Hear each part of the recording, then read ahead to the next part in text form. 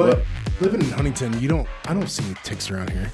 Someone in the South Side Facebook group posted about it in their garden. Really? Yeah. That's why I'm like, I don't want to go outside. I mean, I don't blame you. I don't want to. No. The last thing I want to do is have to give up steak. Nope. No thanks. Yeah. Even though my diet has consisted of a lot of vegetables lately, I'm very happy about it. Yeah. Okay, what's your favorite top 5 veggies? My top 5 veggies? Yeah, let's go. This is what the people want. This is what... Come on. Cauliflower. No, that's... Number 1 is probably broccoli. Asparagus is up there. Mm-hmm. You like a good eggplant, don't you? No, I don't like eggplant. Okay, I do like it. I see where you're doing with that. I don't appreciate it. All right, but be that as it may. I think he likes a little eggplant. I mean, it has to be prepared the right way. What the Yeah. fuck are we doing right now? What's up, everybody? Hey, what's going on? Sloppy, wet, dripping eggplant. Jesus Christ. Remember, the microphone's like a dick. Yeah. Welcome to the podcast. I am Chris. Sitting with me, my lovely co-host, Buck. And we are Matters Not. On today's podcast, we have 2 very special guests with us. Xena from Vend and Snap and Alek from Hill Tree Roastery. What? Now, Hey. we've had Alek on, and then I met you. The first time I met you was at the Halloween party. Yeah, right? I think so. Yeah. Where I was a jerk. Oh, you want to bring this up, huh? Poor Andrew. I guess I should apologize to him again. But his heart was broken. Yeah. Yes, if for those of you who listened, we What had a little happened? costume contest. Oh yeah. And I was the judge. Yep. Oh, okay. Remember? I didn't give him Oh, no win. okay. Yep. Alex's Yeah. son was he came up, he's like, you gonna do the contest soon? He was all about it. Yeah. Mm-hmm. And I'm I pretty have sure to- he would have won if it I'm in wasn't 10 for Buck. grand in debt right now in therapy. So. But I met you at the Halloween party. That was my first time meeting you. And then I think before we did the podcast with you, you was over here, right? And that's when we talked about some of like the Huntington history. I think we went in on the whole Alligator Jackson thing and all. Oh, that yeah. Yeah. I'm totally cutting that out. Fuck that guy. stuff. Anyways, You should come on. who? Alligator I'm sure Jackson? he's got a lot to say. I feel like We I'd could have do to it. pay him in order to get on the podcast. You might actually. Yeah, I'm not doing that. Yeah. I'll pay him. Anyways, Vend and Snap. Mm-hmm. This is your business, and you care to explain? Yeah, so with Vend and Snap, I'm a photographer, and I do marketing as well, Hill Tree being one of them. And I'm also a creative director, so I do community events, kind of where we just bond and create things, and I also photograph the experience as well. So, and I also just love pop culture, so the name behind it, Vend and Snap, is from Legally Blonde when they do the Vend and Snap dance, which you guys learned tonight. Yeah. So you bend and snap. And so a lot of my work comes from, I love film, I love writing, I do a lot of movie reviews, so I kind of wanted it to resonate with me and be a little bit more fun. And I also want to do vendor stuff, so I set up at events, and so that's kind of the play on with Vend too. Oh, Thank you for that. Yeah. That was a discussion. I was like, "Where's the Vend part come from?" Megan thought it came from vending machines for some reason Well, because Actually, originally, yes, because I would love to have vending machines with the like art and even like camera equipment and things like that. So it rolls, actually rolls of Megan is film, right. like rolls of film, because people nowadays yeah. are doing like more Yeah. film. We're kind of transitioning to like an analog like society, and she was like, had said, doing like rolls of film and like physical art and stickers and stuff like that as well, right? Because the big thing of it is collaboration with the events I do. A big part of it is to promote other small businesses. And so I kind of want to bring other artists in with that vendor idea. But vending machines are pretty expensive and it's probably like longer in the road, but that is something I'd love to do. I mean, I'd imagine putting it like at Marshall would be amazing. How many students there, artists would want to? Well, they've got their whole like building by themselves in Pullman Square, so I think they would love to do that. Yeah. For sure. That'd be Yeah. awesome. That's a hell of an Yeah. idea.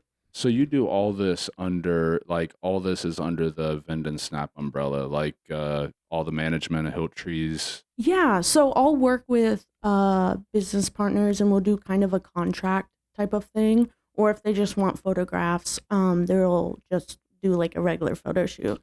But yeah, it kind of is everything that I love to do. I have a pretty broad range of experience with marketing and journalism and everything. So it's kind of everything I love in one like LLC. Was journalism like your first path? Like, is that your original love? Yeah, I went to Marshall for multimedia journalism, and we talked a little bit about this a while back. And I knew I had a real love and passion for writing, but there's so many other elements to multimedia, so illustration, video, photography, all those things. And so actually most of my internships were marketing, but I still went on that journalism route after graduation. And I was a local reporter here for the Herald Dispatch. I was a general reporter, but I mostly did court and crime. Okay, so you was like beating feet, chasing down like stories and stuff. Like, yep, when there were reports of shooting, I would be on scene doing that. Best of luck getting through that maze, bud. Sorry. Yeah, you know, that's the bad thing about doing it in here is the locking of the doors to make sure no cats get in, and then you have to like it. Go through everything. Yeah, when I was setting up the lights, I was thinking to myself, I'm like, I hope Xena approves of this. I don't really know how to use those lights, but it seems like they work. I have a lot of lights, and honestly, a lot of them I thank you with setting up. I am a little sad that I don't have the throne, though. Oh, well, there's a lot of people that are sad that don't have that throne. I bought that throne. I had wanted a throne forever, and then once I finally got it, I was... At first, though, honestly, it was weird. I was talking to him about it. I don't know if we talked about it on the podcast, but whenever I wanted a throne forever, I'm into a lot of medieval shit, and like shit like The Hobbit, Harry Potter, all this shit, and like... And now Game of Thrones? Yeah, now Game of Thrones. I've just now gotten into this. I'm behind everyone. A little late, but it's okay. Yeah. I haven't started. Oh, no. Oh, have you not either? No. Fuck, I'm not last. You are not last. I know you were so excited about being last, but... Yep. Yeah, I got that, and I had always wanted one, and then I finally got it whenever it's loaded up in the truck, and I didn't feel anything. Like, what do you mean? It wasn't until I got it here and we set it up for the podcast that I got all like, he helped me get pumped about it. Yeah. But you started crying? Yeah, a little bit. There was some tears. Yeah.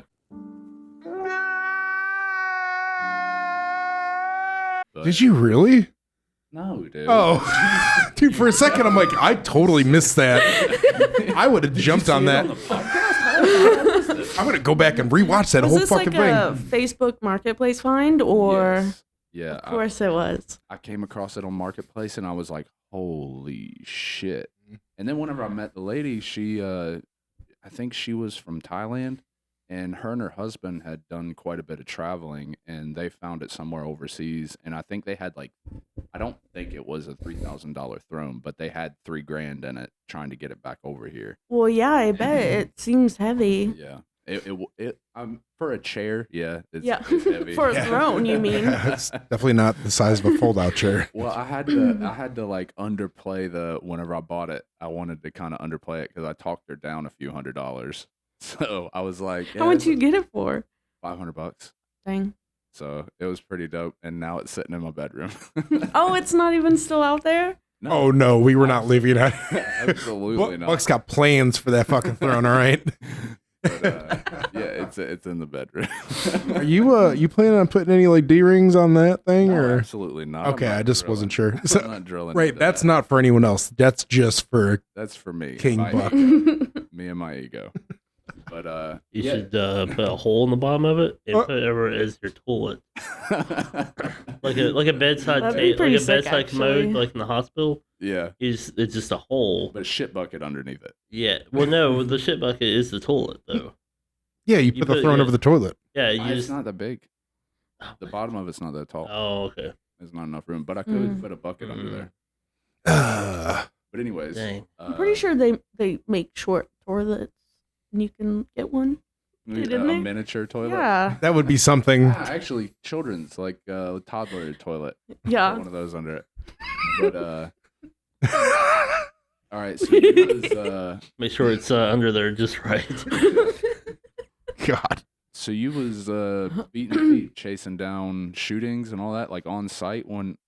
Did you have like a scanner, or did you get like a direct line and they would notify you and you could? So I would get email reports from the police station. So that's how anything super serious, I would get it directly from the police. So you'd wake up in like the middle of the night and.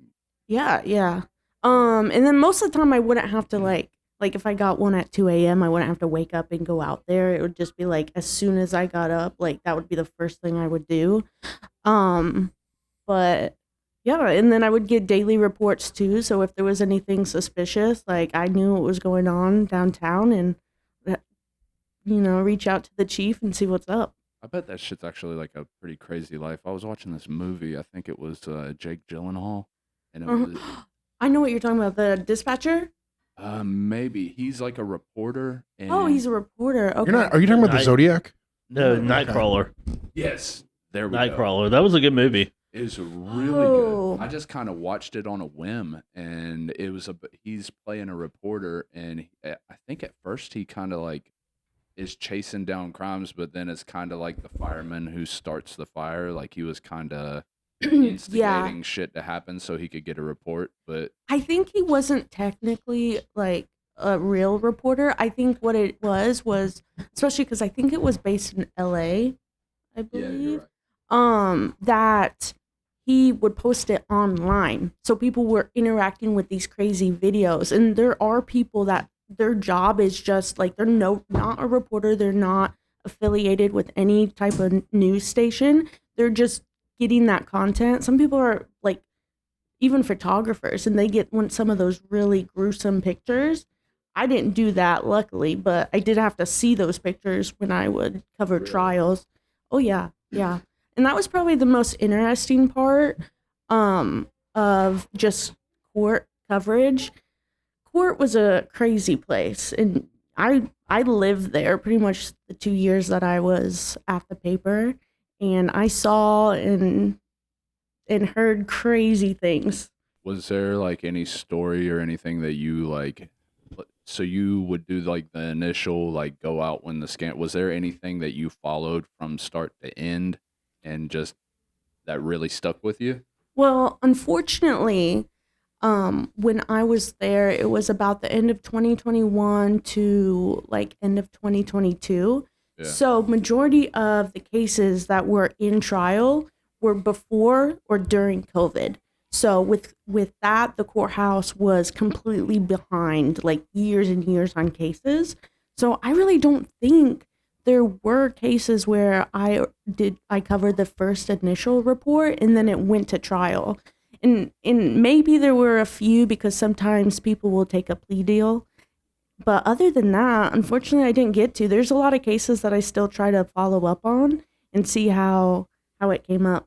Okay. Yeah. And prior to this, was that when you did the Ronald McDonald House? Was that before? Oh, that was before. That was when I was in college, actually. That was one of my internships that I worked in. And I started my relationship with like local nonprofits, which is one category that I feel like I specialize in because I've worked with many, especially in this area. But yeah, that was before. Okay. Did you make? So you made a lot of contacts then that you still probably utilize now? Oh yeah, for sure. Ronald McDonald is a great place, and they're doing so many renovations and things. I feel like a lot of people don't realize how much stuff they do in our community overall, but yeah, I really appreciate them.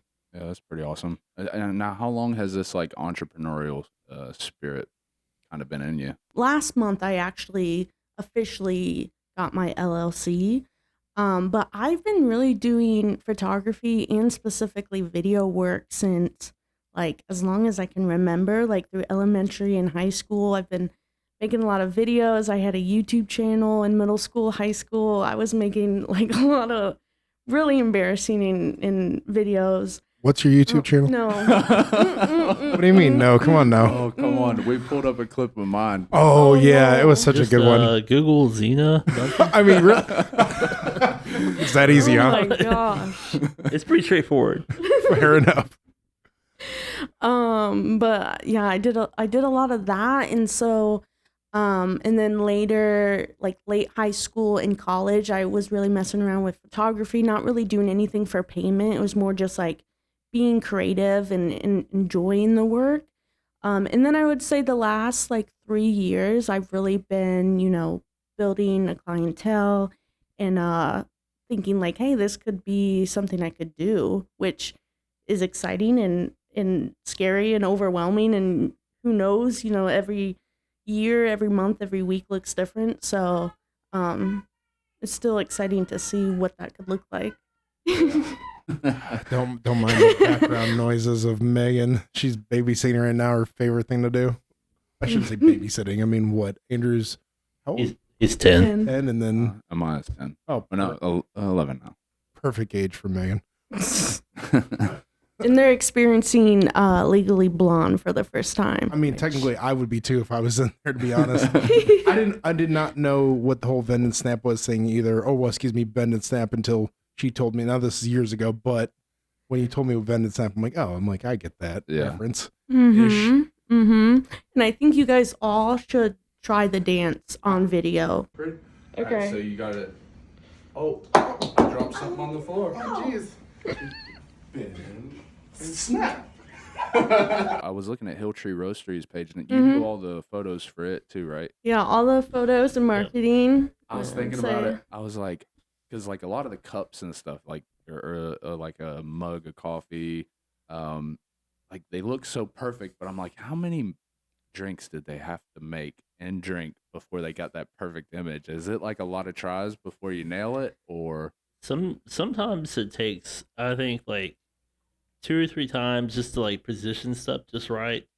Or if it's like something that's got cold foam, because cold foam over time it will just kind of sink like quicksand through, and you're like, okay, well, we kind of have to remake this. We want it to be like a clean layer instead of it drawing through. So, I mean, sometimes the draw through is kind of cool looking, but a lot of times you want it to look like the way it's going to be served right there and then. It's something that's really interesting. It's like prior to her taking over the marketing and photography and stuff like that. Of course, the only person that was doing the photography and marketing and stuff like that on that end of social media stuff was me, and I'm okay photographer, not anything compared to her. She's amazing, but I really like product photography, and it's really interesting to set those things up. But a lot of times we would be real quick about setting stuff up at the cafe, or be around the spot like, hey, we got a good idea, let's do it right here, right now. We have everything to do it.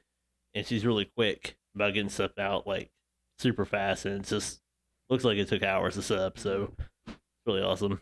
when you go out and like whether it's like taking pictures in nature, is it like, do you have a bunch of shit that you set up, or you just go out there with your camera and try to wait for like the right lighting? And Well, I will say, like, or do you just carry your camera with you 24/7? most of the time, yeah, because you just never know. But I kind of like, I'm not a big of like setting up the lighting and this perfect whatever. I'm kind of like in the moment, because things switch up so fast, and like you think you're going in for this specific look, and then something messes up or whatever, and you're like, I actually like that better. Yeah. So I'm kind of like I talk about this all the time with Alek, like just a manipulator of the system. Like, I don't really do most things exactly how it's supposed to be done. I kind of, if it looks cool, it looks cool, and that's what I'm gonna do. But yeah, and I will say with Hill Tree, most of the time it doesn't take that long. I will say some of the baristas get scared when their latte art isn't quite right. So like if there are remakes, it's mostly them. But I will say it's really hard not to take a drink of it before taking a picture. I'm like, dang, I really want some of that cold foam right now. But yeah, it's a difficult situation, especially when we're testing out stuff. We have when we do like a big menu change, it's a lot to learn. So we pretty much take the day and have everyone at the shop and make everything all at once. And it's usually time for her to take a lot of pictures of every each drink and then spread out those posts throughout the month, like talking about individually all these new drinks and stuff like that.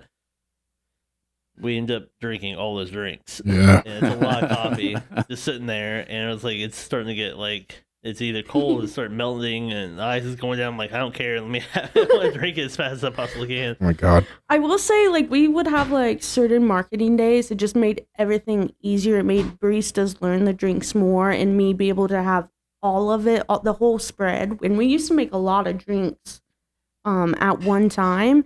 And by the end of that, when we were tasting them and seeing how they taste, we're over caffeinated. I bet. And it's like borderline crazy. Like, get me out of here. I need to leave. Like, I need a dark room right now. Yeah. I'll tell you something. I just thought about it. It never crossed my mind until he said, like the artists with the cream, the baristas, like how they treat that like an art, and then photography is your art. I bet two artists working together trying to is probably fucking hard. Like, you got one, like the artist with the camera trying to capture, and then the artist with the barista like both of y'all trying to capture that perfect moment. Is probably fucking difficult to work with artists. Like, artists working with artists of different mediums. I will say with photos, it is a little like there's a flow to it. Yeah. But I will say, like, video wise, like having to do the TikTok side of it, it can be a little chaotic because we have a wide range of workers and ages and abilities. Yeah. Was there a situation where you just, even trying to manipulate something afterwards, just couldn't get what you wanted out of it? I am a pretty good manipulator. Thank you. Jeez, that's a fucking red flag. I ever heard one. I don't know. I'm out.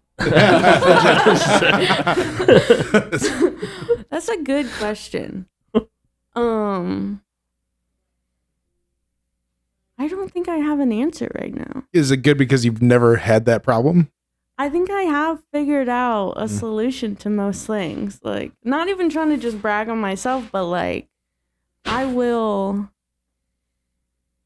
get it done. How about this? But I will say, like, as I've grown and just overall learned with different photo shoots, like, I've realized that if I don't like the picture, I might not give it to them, because if it's not good enough for me, I don't really want someone to post it and tag me and say that's my work. Right. So I've been a little nicer to myself about that. But yeah. When you started out, was you not like that? Would you just give them everything you took, or? Not everything, but a lot. I'm still an overshooter, but it's a pretty common thing for new photographers that they will overshoot, and like, for like an hour shoot, I think I tell people, like, usually you get 15 to 20 photos. I still probably will give you 100 most likely, just because I do overshoot, and if I like the photo, I'm going to give it to you. I'm not someone who's like, oh, you're only getting 20 photos. There's a lot of photographers who do that. But like, if I was more of a beginner, you probably have like 250 to 300 photos from that one shoot, and that's just because you want to give them everything you have, and you learn overall that, like, you want to give them the best pictures. And not every, like, my favorite photo, it most likely won't even be their favorite photo, but I at least want the photos that they will share to be something to represent my work. No, as far as whenever you go out and take photos for people, you just do request, like if they're like, I want to do this kind of scene, and then you figure out a way to make it work. Well, there's a lot of communication before. I do like to know exactly kind of what they're going for, even if they just have an aesthetic or a picture to show me. And then I work with them on putting together an inspo board and kind of giving them an idea of examples, but also elements of what I do, because even if I give them examples of what I'm looking at, it's not always going to show up that way because I have my own editing style and stuff like that. So we have a pretty clear idea of what that shoot's going to look like. And a lot of people, it'll be their first photo shoot ever. So I want them to feel comfortable that I know what they want and they know what they're getting themselves into and thinking about their outfits and things like that. So there's a lot of communication before the shoot. It's not just we go there and see what happens kind of thing. Okay. So is there something, because you said you've been messing around with photography and video since you were younger. Mm-hmm. Is there something you learned back then that you still utilize now that you learned all the way back then? That's a good question. You're coming up with a good question. You should start a podcast. I should, shouldn't I? Fuck. What would I call it? Matters some. Matters just a tiny bit. Yeah. Rolls off the tongue. So the question is there something when I was younger that I learned that I still use now? Inspo boards. What'd you say? Inspo boards. Inspo boards. Yeah, she's all about her inspo boards. She inspired by things. She'll have this whole thing of just pictures she puts together of inspo boards. She just has all these different collaborations of different things that she puts together for her clients and stuff. But she does it for herself, though. It's hilarious. You should see some stuff she puts together. It's awesome. I think like everything I've done, I have a very particular process of how I do things. And when I was younger, this even goes with writing stories, like with journalism, is like I always organize like my videos of how I want it to be. And I feel like I've always done that when I was younger. And so like I think that's a really good thing I do with my business, because I don't want anyone to feel like I'm not putting enough time or thought into it. So I think just seeing everything as a production from the start to the end would be something that I've always done. Yeah. Well, it's a good way to get into, especially starting your own business. I mean, because I feel like there's that thoroughness that you're basically talking about, right? Yeah. I mean, like even bringing up the fact that there's a lot of communication between you and whoever you're having the photo. I mean, essentially, that's what you're talking about.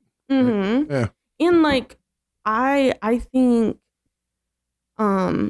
marketing is really just great storytelling. And, you know, whether it's an engagement shoot, I'm not marketing them, but I kind of am marketing the relationship. And I am trying to, they might not know what they want, and through what they give me, I try to produce that story as well as I can.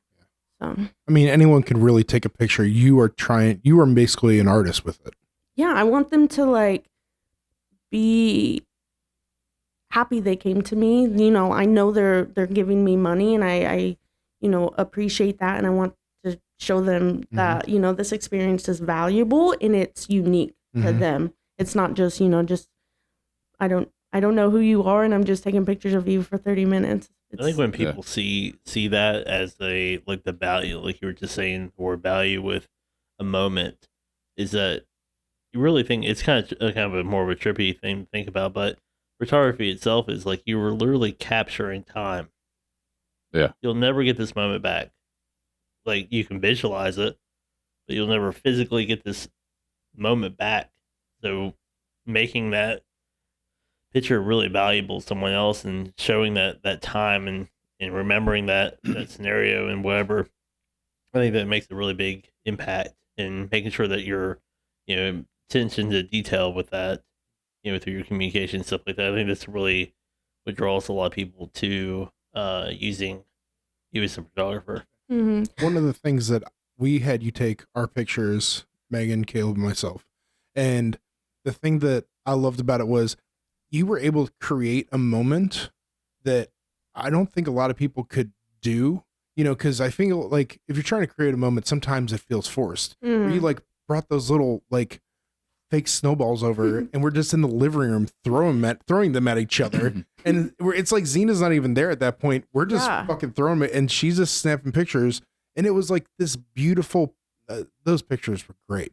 I love that moment. And then on top of it, now it's something that I have with Caleb and Megan that, you know, we have forever, and it's been captured as well. Mm-hmm. It's definitely more of an experience. Yes. For sure. And I don't, especially people who haven't had photos done, it's like, I don't want anything to feel forced. And I also, because you mentioned that I wasn't even there, I say that all the time, especially when I'm taking photos at events. I'll be like, I'm not even here. And they all giggle and whatever, and they go on. But it's like, I just want to capture the experience. You become invisible.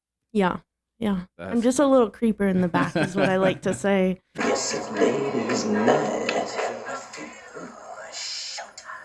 So obviously Hill Tree, you know, spent some time at Marshall. So, and then the journalism, but was that, you, like you said, going back to when you're younger, you're talking about pictures and video, was the journalism in there that entire time, or did that come later? Because the way I thought it was journalism was kind of your thing in the beginning, and then it kind of rolled into this, but it sounds like the opposite. Yeah, now looking back when I was younger, I do think storytelling and journalism overall was where I was heading. It wasn't something I thought. I wish I could find it on my old camcorder. I was in 3rd grade, and I would do fake mock-up like talk show. Like I would be a host, and I would love to see that. It's probably so awesome. wild. I was a wild child, like crazy. So I'm sure there's some crazy things on that camcorder. But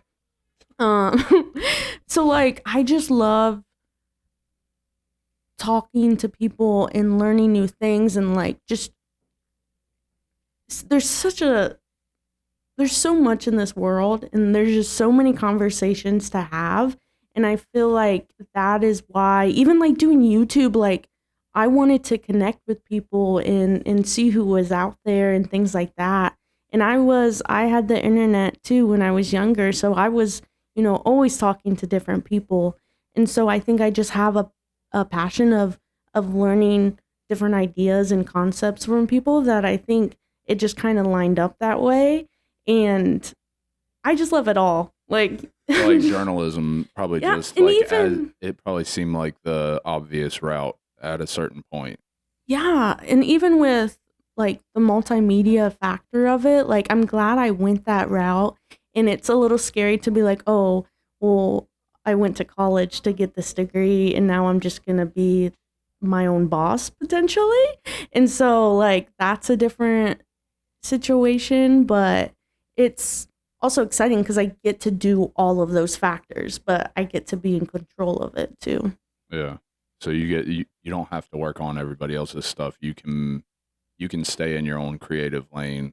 Yeah, well, and even like because with clients, I technically am listening to them, but I can also say no, I don't want to do that either. So that's kind of like it's a nice balance. Yeah, a buddy of mine, he's a tattoo artist, and he has a style that he likes, and he ain't fucking with anybody else. Yeah. So, like, that's just I can say no to your face, like, yeah, and that's pretty cool. How many times have you told people no when it comes to the clients?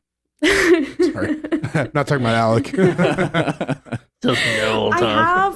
I have said no to one person before, and that was more of like I knew they wouldn't be good to work with, so I overall was like, no, I can't. Yeah. Now, what inspired you to start these little events like you're doing the picnic, the vinyl painting picnic, and the sips and stuff? The picnic was the first one I did besides the sips, and I was so excited for that. And I did that one on Marshall's campus. Oh, so you've already done the picnic? Yes, I already did. I did the picnic a couple Sundays ago. I think 2 Sundays ago. Yeah, my back's still hurting from that. Oh, did you go do it? No, the fucking pallets that I had. I'm so sorry. No, you're fine. I'm totally joking. Chris is the MVP for the day. Is this why you invited me here? Absolutely. I'm like, get you back. They had pallets that you would put like tons of weight on, not just something small that would come on like a UPS truck. Yeah, they were the good pallets. Boy, they were thick oak pallets. Yeah. Boy. And you're anytime I'm just fucking with you, I'd be more than happy to help again. They were pretty heavy for sure. So what inspired you to start doing that though? So I was just really craving a sense of community and creativity. Even though like I do photography and video and stuff, I'd never really thought I like was good at painting necessarily or drawing or anything. And so I started getting into different crafts and things like that. And, you know, it became something relaxing for me. And I actually just really enjoyed it. And I knew there were a lot of people here that just want to do events and connect with people. And so another element of Vend and Snap is like I want to support other small businesses. So with the sit factor, I've been doing a lot of them at Hill Tree, and I'm opening it up to other businesses as well. And it's a way for them to connect with me and my business. I photograph the entire experience, and they get a digital folder of that as well, which is pretty nice because people want their experiences to be captured. And so we'll do whatever the event or craft is, we'll just work together, and then they also can support a small business like Hill Tree. Okay, so like the paint and sip, I thought it was like, is it not an alcohol thing or? Well, it could be if I go somewhere else that has alcoholic drinks as well, but for the ones at Hill Tree, it would be coffee. Yeah. Yeah. Okay, that's dope. I mean, Yeah. you could always pregame. How many of these? Yeah, you could. How many of these events have you done so far? I want to say like, I think the picnic was the fourth one I did. So, but I've done a few other things like junk journaling, and then I did a little like, you know, the Altoid tins. Yes. It wasn't that, but it was just a plain tin and decorating it like a small wallet. It's a pretty trendy thing. So I did one like that. I would like to do more like not necessarily they pay to come kind of thing, but like, you know, a cookbook club or just like a space to hang out and things like that.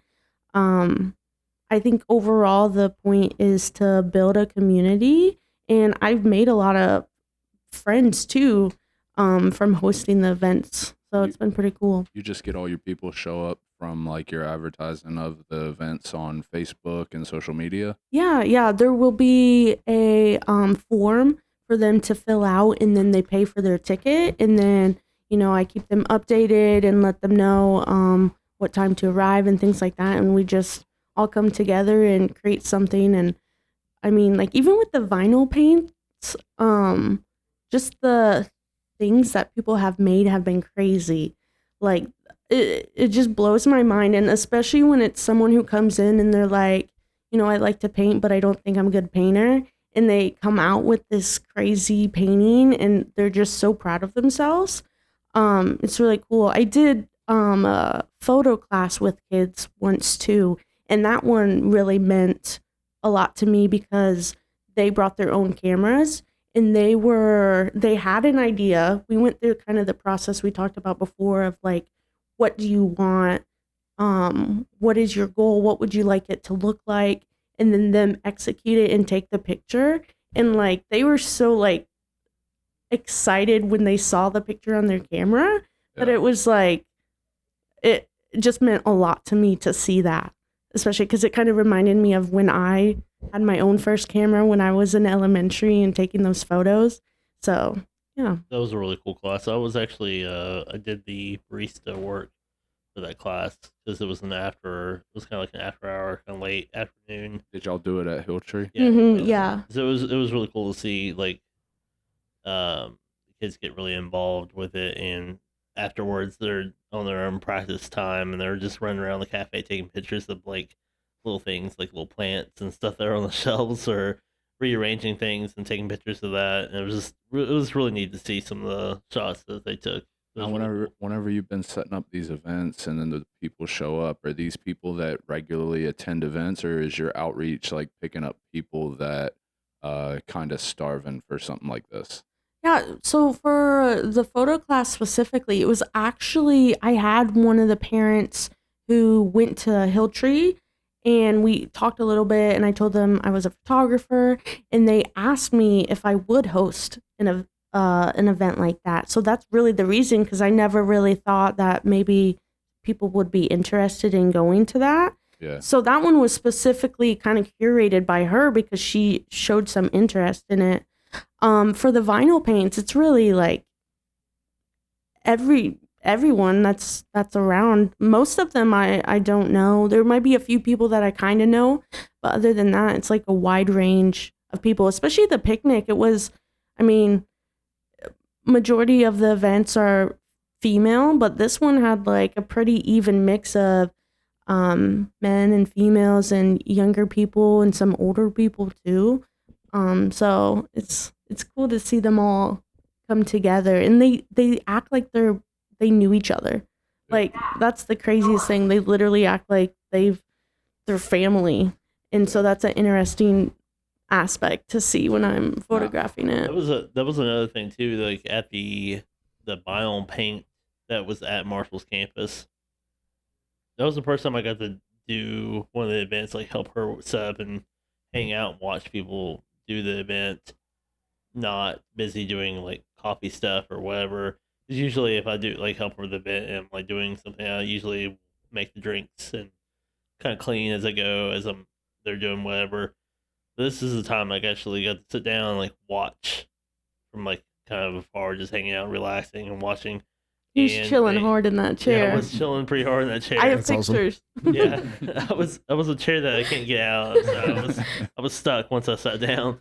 But the cool thing is, like I mentioned earlier about like analog culture and how that's kind of starting to roll out and slowly become more popular. People getting away from wanting to do more digital stuff and disconnect to kind of reconnect. And a lot of people at that vinyl paint sip, not one person had their phone out. Not one person took pictures with their phone. They are all sitting, complete strangers, talking, sharing stories. Mm-hmm. And I thought that was authentically really nice to see.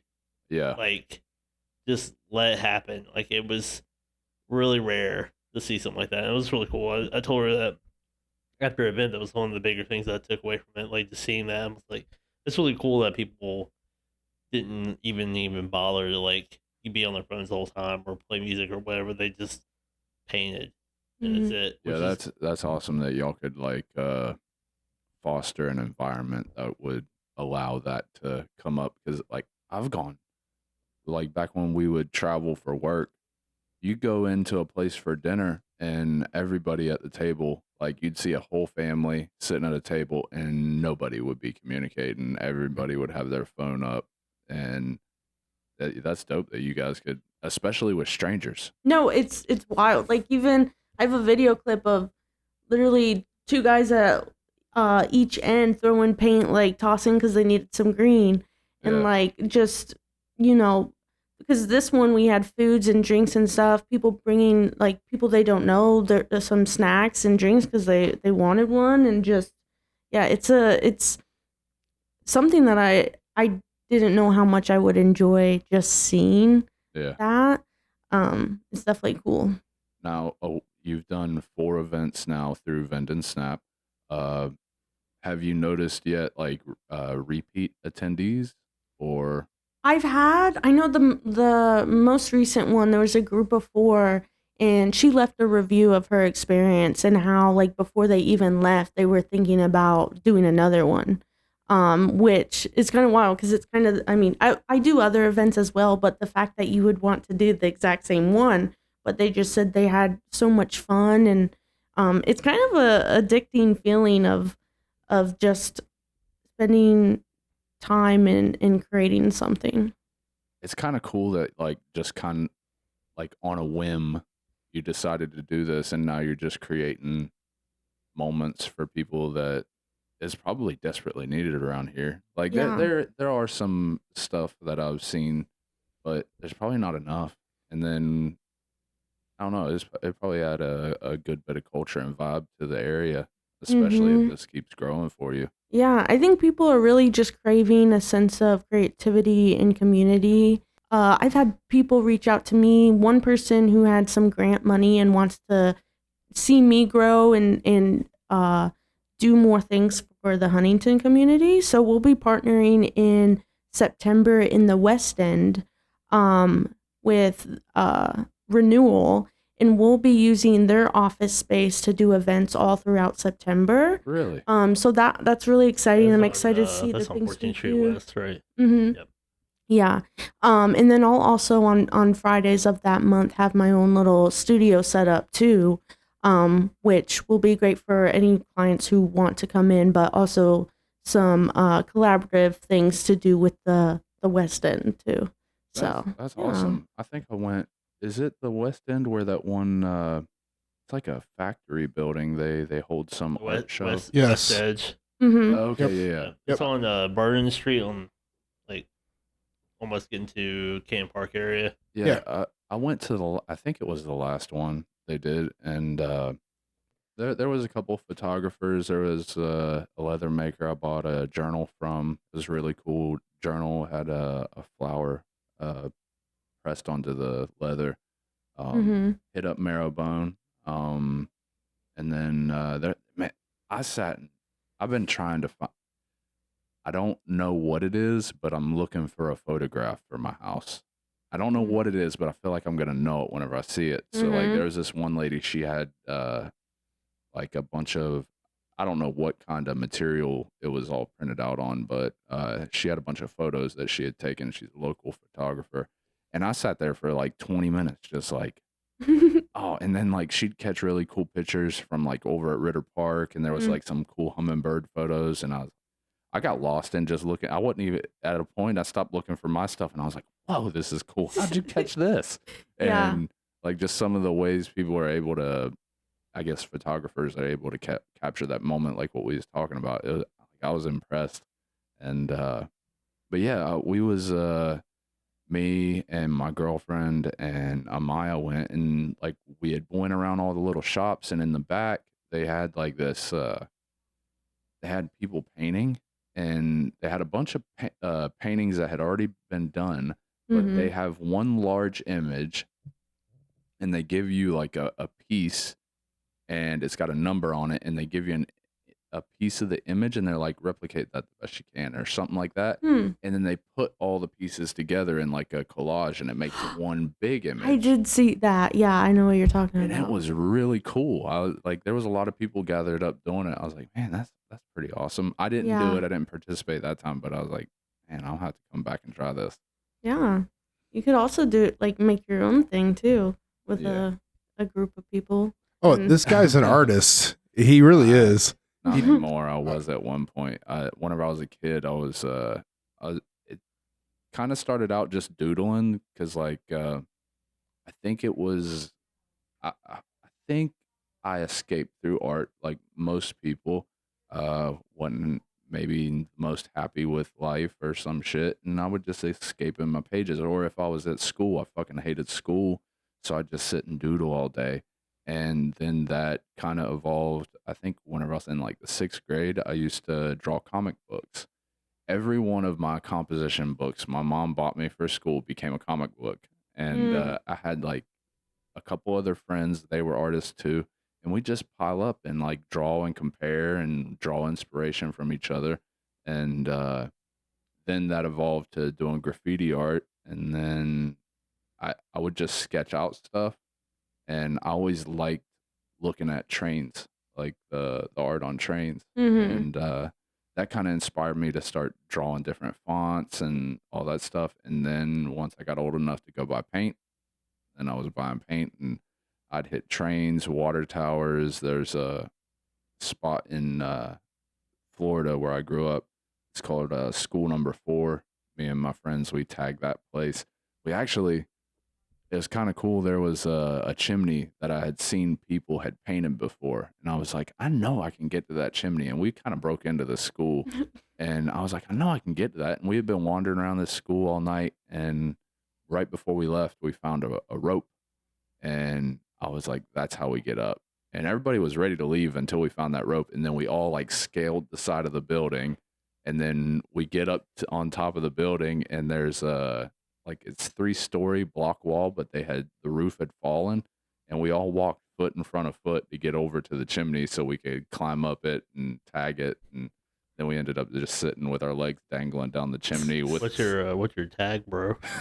Well, back in the day, it was Myth, and then it became Cinekill. But it was Myth for a long time, and then once I finally got allowed to have the internet again, my parents kind of barred me from it, and I didn't know you could look up your history. So I got caught every time. I'm like, how do they know they're wizards? I'm like, wizards. Oh my God. But Name them wizards. But yeah, then I got a hold of the internet again, and I started looking up other graffiti artists, and I found The internet came back. yeah, I found that somebody else was using Myth, and they had it for a lot longer than I did. So I was like, I got to drop it. So, but I went off of that. My name was Myth because I fell in love with like mythology at like a really young age, and so naturally I was like, Myth. That's my name. Yeah, I got actually two of my friends and I got into graffiti art. Really? I'm fascinated by the culture of Yeah. graffiti artists like Banksy and stuff like that. It's just really cool. But I mean, that's a big name drop everyone knows that about. But I living by train system almost half my life. I would always sit and watch the trains and see artwork from all over the world. Yeah, not world, but all over the U.S. You know, coming like New York train systems that we had coming through, Chicago train systems coming through, and we would see all these different patterns and fonts and crazy stuff you would see, and like it's so crazy how like good the layering was and like artwork was with just a spray can. I'm like thinking to myself like I've never been good at like just spraying a can. Then I learned a lot about like technique and stuff like that, and then it got kind of inspired because I'm like, oh man, this would be really fun to actually do. Yeah. And so one thing leads to another, and you're already kind of, you know, an odd human being and like to do wild stuff and get in trouble like I was as a young child. Me and two of my other friends would do that a lot, and I really enjoyed it a lot. So the idea of it, the coolest part is the whole my name is fame, but my face is unknown. Yeah. It's like everybody knows your name, nobody's gonna know your face, and you don't really get credit. And it's kind of dope. Yeah, there's a lot of them around town. I know the people who have done them, which is really interesting. You know, it's like, oh snap, I know who did that. Like, I mean, like I'm like that's really cool. It's like it's kind of just it's one of those things like notorious. Have you ever seen a train car go with a piece disappear and then like after a period of time see the same piece again? No, I wish I would. I've been able to experience something like that because there's a lot of really cool pieces that I wish I could like see on repeat. But I was at work, and where I'm at work, there's train tracks in the back, and you can see when the trains go by. And I was welding, and I lifted up my hood one day, and this train just happened to stop. In one of the cars, there was probably like a 12-foot paper airplane painted on it, and I was like, "Holy shit!" And I took a photo of it. And like it was my background on my cover photo on my Facebook for a long time, and it was probably 9 months later, 10 months later, the fucking thing come back through, and it was cool because like the train car's driving, and it's just like a paper airplane flying. It's really awesome. It's really cool. But yeah. Anyways, sorry, I kind of stole the part. No, my bad. You're big chilling over there. Just chilling like a villain. So, what's any big events planned in the future, or like a different change in direction aside from the studio and stuff? No, right now we're really working on the details for September. And that's kind of what we're working on. We have a vinyl paint coming up though, at the end of this month. I try to do an event each month, at least one. It is mostly just me, so it's a little hard to do it. And I thought I was on track, but I guess I didn't do one in April. But I'm trying to do at least one thing every month just to, stay in in the community and keep it going. So I think momentum really is something that especially when you're an entrepreneur or you're doing something for yourself of any kind of multimedia situation, especially marketing or photography or podcasting or video work, anything like that. That momentum really is something that you have to keep pushing. Yeah. For, which is it can be draining at times. I think it's one thing I've learned over the 8 years being in business. Like you're doing something really cool, but then people were like, Where you been? What's next, and then you've got to elevate yourself and push harder and explore more and do something different, and which is also a growth period for yourself. So it's something me and her were talking a little bit about. I'll let you talk more about it, but about expanding like what Vend and Snap is and like being more multimedia than just photography. And like we're talking about her, doing events and stuff like that, but it's like just events and photography, but doing short form video work, adding the option for like if you want your whole photo shoot done in just film, allowing that to be an option, doing different like media sets and stuff like that. We're getting just into short films because me and her are big film people, and I don't know if you guys use Letterboxd, but if you want to give us a follow on Letterboxd there. not the plug. Get the plug on the Letterboxd. I mean, What's Letterboxd? I'm sorry. yeah, So yeah. that's where you it is a app or website where you can review movies. So you don't have to do like a written review if you don't want to. You can just say you watched it and then you rate the movie 1 to 5 stars. And so I kind of, when I wasn't as much in journalism, I really missed the fact of like just being able to write every day. And so it kind of keeps me in that loop. And I already love film in general. Really, film was probably my first love when it comes to creativity. It's just so much more time and work. But it's something I want to go back into for sure. Man, you are one person. This is a lot. No, I Yeah, know. Yep. So, all right, you're doing the film reviews. What's your top? One of your top 3. Well, if there's any Letterboxd users, you do top 4 on Letterboxd. So I'll show you with pictures of what my top 4 are. Well, one I can say, first one, Shrek 2. Shrek. Going back to Halloween. Yes, Legit. yeah. Napoleon Dynamite, Okay. All right. good one. Mm. The Royal Tenenbaums. Oh, it's so good. I've never seen It's that. a Wes Anderson movie Yep. I've never seen, which is mind blowing. It's Like really It good. is intense one though, and then Little Miss Sunshine. I don't think I've ever seen that. I haven't seen that one. Is that the one I have to show you guys a picture? So I'm going to be brutally honest here. I walked out of Napoleon Dynamite.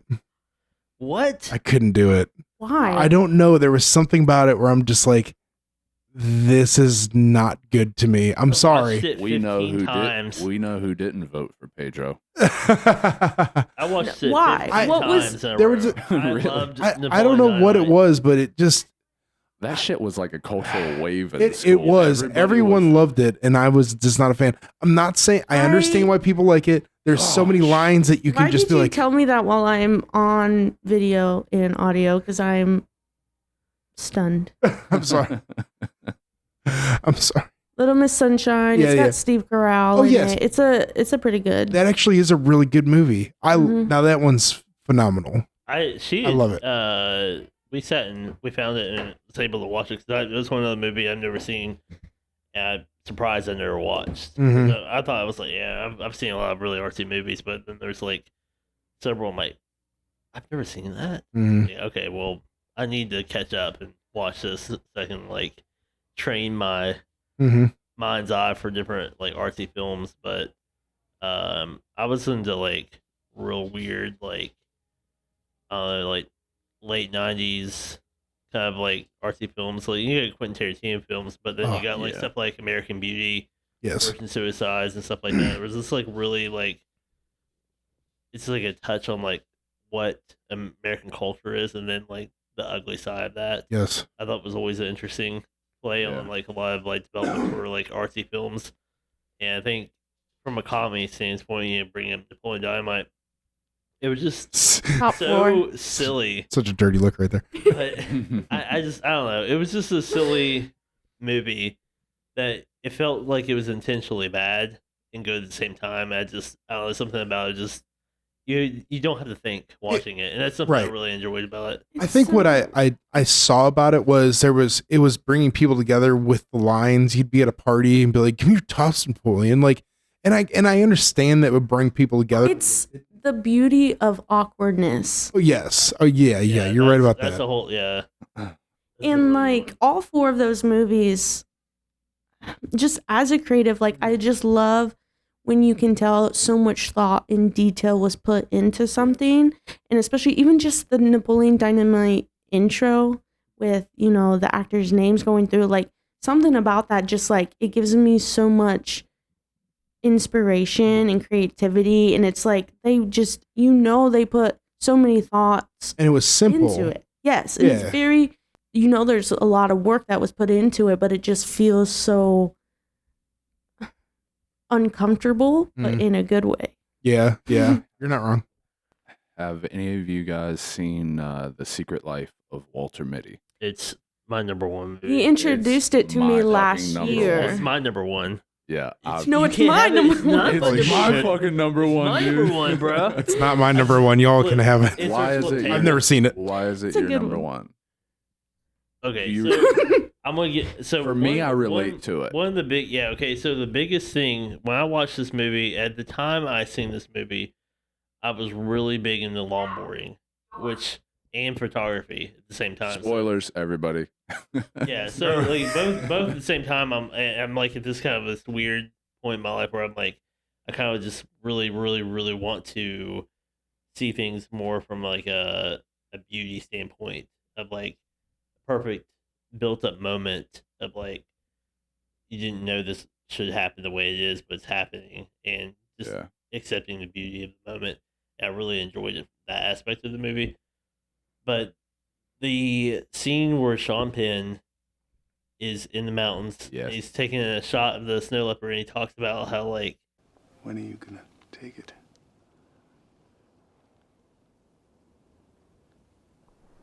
Sometimes I don't. If I like a moment, me, personally, I don't like to have the distraction of the camera. I just want to stay in it. yeah, I think that just nail on the hammer. Whew, Yeah. Mm. it was solid. Like, man, like he's so right. It's just, I don't know, it was such a good moment to watch, but it was another thing though about how his character developed as someone who got outside of his box, trying to do what was right in saving the last little bit of analog culture of the magazine that he was working for. Yeah. I think that was really his whole journey was just really inspiring. Yeah. It made me feel like there's hope. I mean, like, it was just a really hopeful movie, and it just gave me like inspiration to like be really creative and like do things that I normally wouldn't do. And I don't know, it just then on top of it, he killed it with the longboard. I was like, man, I really want to go to Iceland now and ride a longboard. And escape a fucking volcano. Yeah, I mean that's the top tier thing to do. And I If they were fighting the really bear. resonated with putting tater tots in my pants.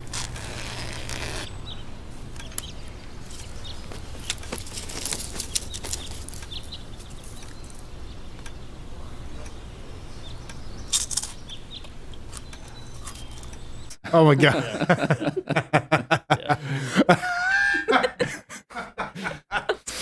For me, I think it was where the kid or where Ben Stiller's character Walter Mitty, like how he would daydream and imagine scenarios Mm-hmm. when he was doing nothing, and like he didn't have anything exciting going on in his life, and he would just like daydream these fantastical events happening to him. And I kind of did some my own version of that shit. Like for a period of time, I didn't have anything going on. I just got stuck in this monotony of life, and I just found myself daydreaming about a different life all the time. And then whenever like I escaped it, and like whenever I seen that movie, I was like, oh my god, I know that feeling. Like not as probably not as fantastical as his shit. I feel like the whole point of that aspect of was for him was for you to see him realize that you should just take action and just live life in the moment. Yeah. And I think that whole big idea of that just really resonated with me, because it was just one of those people who overthink him, always worried, and kind of like him, he's just kind of an anxious person, being really awkward and anxious and overthinking things and just not taking action, just doing it right there. And then I'm like, that made me think, man, it's just living in the moment is so much more important. Like, it's just a beautiful movie. I love it. Like it's funny, it's serious, it's inspiring, it's sad. It's just it's really great movie. Like it's definitely a 5-star on my Letterboxd for sure. All right, so do we have an idea of what we feel like is the most overrated movie? Mine is Twister. I've not heard anybody talk about fucking Twister. I fucking cannot stand how everyone loves Twister when it is a giant pile of garbage, in my opinion. I've never watched it. Oh, good for you. Don't. It's terrible. Finger of God. Fucking, it's got the cheesiest fucking lines. What was that guy's name? Bill Paxton? No. Oh, Philip Seymour Hoffman? Yes. Yeah. That was a Philip Seymour. You're not ready for this, but I'm going to throw it out there. Sharknado. Oh. I was ready for it. You are absolutely right. It was completely overrated. And then it caused this wave, and it was kind of bullshit, because then I guess sci-fi, that whole movie became a cult classic instantly. Yes, and then it caused a wave of intentionally bad movies to come out, and I kind of like the old like shitty sci-fi movie, how they was like accidentally bad but they were great. Yeah, like Piranha. It was trying too hard though. That's what. Yes, and then I'm like, I can't do this. Yeah, I would agree with you on that one. We've got an idea where we want to have people over and do a podcast where we watch a movie. Oh yeah, and that would be a good one. Oh yeah, absolutely. There's another one. It's called Rolling Vengeance. It's an 80s movie. It's about this family out in like Iowa, it looks like, right? And truck drivers, basically the whole family dies from this corrupt gang that's in the town. Okay. And the son wants vengeance. So he decides to build a monster truck. Okay. With an auger on it. And he's hunting down everyone and killing them. And it is god awful, but it's one of those movies where you watch and you just can't help but Mystery Science Theater 3000 it and just make fun of it. Show as well as the kids. So good. Andrew just seen it for the first time. We were at the Foundry doing an event, setting up, selling cups of coffee for the Appalachian Film Festival, and they had like a little green room or whatever. And he went up there and ate snacks and watched it. And he's like, "This show's hilarious." I'm like, "Watch this anytime. It's so good. On. It's so funny." Yep, it's amazing. They redid it on Netflix. Yeah, it's not good though. No, and that's what makes me mad. I was really disappointed. I'm like, they tried really hard to bring it back and make it original, but it's just not the same. Sometimes the magic just has to be in that time period, that moment. It was good where it was. That's where it should stay. All right. What about you, Xena? What do you feel like is an overrated movie? I'm trying to think, especially because to me, it's kind of crazy that some people leave the theater and just don't. I'm not even like, because I've heard other stuff, but it's like, how could you just, like, you pay the ticket, just watch it. It might get better. Like, you haven't watched a worse movie than Napoleon Dynamite? No, and listen, I stayed for the majority of the movie, but it was just like, so the last 15 minutes, like, you couldn't do it. I know. I feel your judgment right now. I understand. I'm still. Let me see. I'm gonna check my reviews, and see what the lowest rating movie. Love it. How often do you do these reviews? I mean, lately I haven't been on it that much, but I used to. I'll tell you. We don't want to talk about mine. I'm real far behind. I hear about it all the time. She's like, you have about like 5 reviews you probably should do. I'm More like, than 5. Now, do y'all just do? when it was 5. It's probably up to like 30. And I need do to like a full on year recap to like identify like my 5 favorite overall, and then my 5 favorite of that year, and then like different things Watch that like 100 movies a year. well, more than that. Yeah. Well, it was like last year was like 105, 110. Let me see.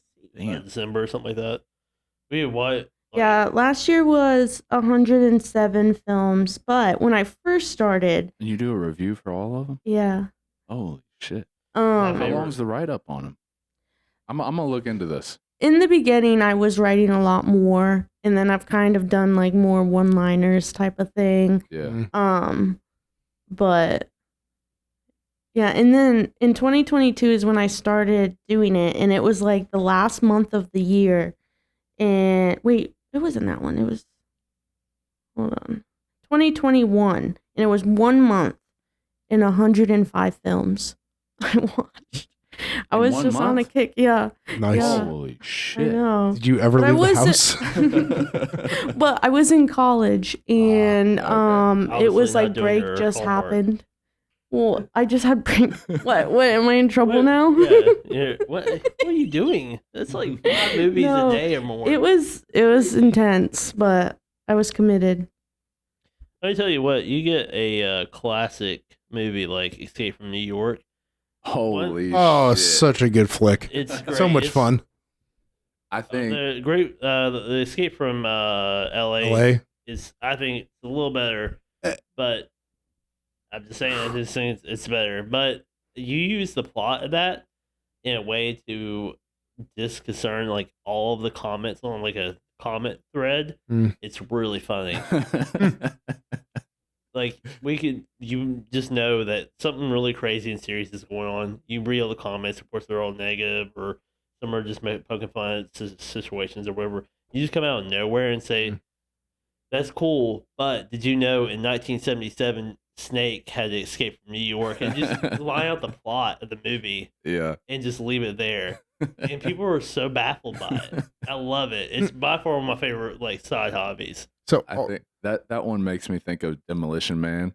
oh man, That shit was fuck. I was thinking about that The movie. pinball today. machine they came out with for that movie was top tier, one of the best pinball machines ever played. you are such a nerd. It was the best. I love pinball. I grew up, I played a lot of pinball. My dad took me Right. to a lot of places that had pinball machines. Mhm. Mainly because he was like, I'm going to go over here and play on these gambling machines and I you know, know. play Nice. pinball. So that's what funny. I did. So pool and pinball were like something I did a lot as a younger kid. I just think when I found one that was a really cool movie that I've like obviously seen, I'm like, oh my gosh, this is gonna be awesome. Like They have some decent pinball machines over there at the arcade bar. They do. Old North, yeah. Yeah. Yeah. So- Yeah, they're pretty cool. I recently found out that it's like almost $13,000 to own an Evil Dead pinball machine. Holy shit. It actually has a ghoul that comes out of the top. No It's shit. it's called a topper, I guess is the Yeah. right term for that. And I'm like, I would love to play that pinball machine. That would be Do so they have cool. it there? No, but it's just talking about pinball machines in general, Oh, like okay. how crazy, like all the nicks and knacks they got on there, a whole bunch of different gadgets, and I miss the. This is off the topic of pinball, but back on to like the movie. itself. So- You know, getting back on track. Okay, I've got one. Okay. Dune. Dune? Like, okay, New Dune or there's old Dune? sand. Any of them. There's sand. Cool. Why? I think I almost bought them. I was scrolling through. I don't remember if it was what app it was, but I was scrolling through and I came across it and I was like, man, this kind of looks like I might be like. It kind of got like the Stargate vibe Mm-mm. I Oh, felt a yeah, little yeah, bit. And yeah. I loved Stargate whenever I was a kid, and I was like, Yeah. The movie I was didn't great. do it. Stargate Atlantis was a great show on Sci-Fi. Yeah. Yeah, I loved it. So, But- Xena, I have a question. Do you know Mhm. any tips on how not to procrastinate or Oh my like weird gosh. state laws in Ohio? Anything about Gypsy Rose Blanchard you want to talk about? Found your YouTube page. Yeah, sounds like it. It looks pretty stellar. I do want to clarify that I do not want murders to happen, so the less the merrier. It actually, like, your thumbnails look pretty sweet. I mean, they do. I mean, I was making a lot of videos, and one of the promises I made to myself that it was like 2019, I think, that I would at least make one video. I don't know if it was like once a month, which doesn't seem that much, but I was working in full-time student at the same time, and so I did it. And then after that, I was kind of like, but Yeah, I plenty like of time watching committed to 105 myself. movies, though. Yeah, Yeah. Seriously. priorities. Right. But yeah, I've got some Sorry. stuff on there. Honestly, when I first put Xena Bunton in, and it was all nothing but Xena Warrior Princess. Yeah, that will happen. for And then sure. I got your name right. And I'm like, oh, there it is. That was my favorite show whenever I was a kid. Yeah, my grandfather's too. He loved Xena. God. The So- Xena and Hercules crossover episodes were really, Yes, that was awesome. That was Solid. great. yeah. So, as far as photography goes and video, what's equipment wise? What's something like what's your go-to as far as what you use daily? What's something more vintage analog you use, and what's something that you are looking to get in the future? Like, what's your one piece of equipment? It's like, I need to have that before I die just to use it once. If you have one. Well, I'm kind of, and this is with a lot of photographers, like kind of what your first camera is kind of the brand you stay with forever. So I've always used Canon, love Canon, never had any problems with it. And I still have the one I got in 2018. But I'm hoping to update that by the end of the year, just because she's slowly dying on us. But right now I use a Canon Rebel T6. And when it comes to vintage, I haven't dived too much into it. It is one area that I want to do. And it can get a little tricky because I don't know. It's really hard to buy equipment when you don't really know.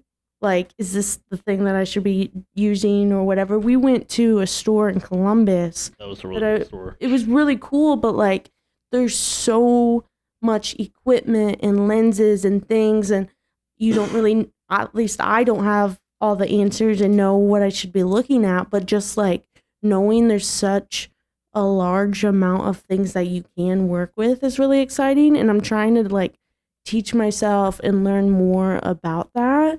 I do want to learn more about he mentioned before, like using film, and like the whole, I think it would be pretty cool to have like a Super 8. Like I would say like having one of those before I die. That'd be cool. Hopefully not anytime soon, but like I need to get some money and get that. Sounded like someone crashed. No, actually, it's our cat food. They're on a timer and it just drops and we're in the dining room. A car You know, just drives. we were outside. We'd machine never that have is. these issues. Whatever kind of machine that is, they need to make one for humans because I would love that. I'd be like, oh, it's time to eat. Because if I don't, I'm not allowed to eat anytime out. It's like Listen, it drops down. I'm With, like, oh my with God, I can't do AI, that. Wally's going to happen soon enough, and that will be the thing. So, So is it like it? Oh, I did It just something drops good. the food into the bowl or something? yeah, you see it Oh, right it's here. there. So yeah, there's a food in the top there, and then yeah, at a certain time it just slowly falls, and the cats are probably going to ape They're shit right gonna now. They're like, we can't clawing get out in the here. doors. Oh yeah, they're circling You there. should go down there and start eating it and You let got them you, watch didn't you. Yeah, it did. It gets everyone. It got. Oh, It gets, this? you know what's really sad? It gets me every day. Same trick. I like putting eyeshadow. No, wait, that is that's not real. No. Okay. Thank fucking Christ. I'm like, there's no fucking way. It does look real though, doesn't See, it? I manipulate everything in my life. Oh my God. Once again, that's boy. It's a loaded statement. Like, I thought for a second, I was like, No, I Is there depth know. to that?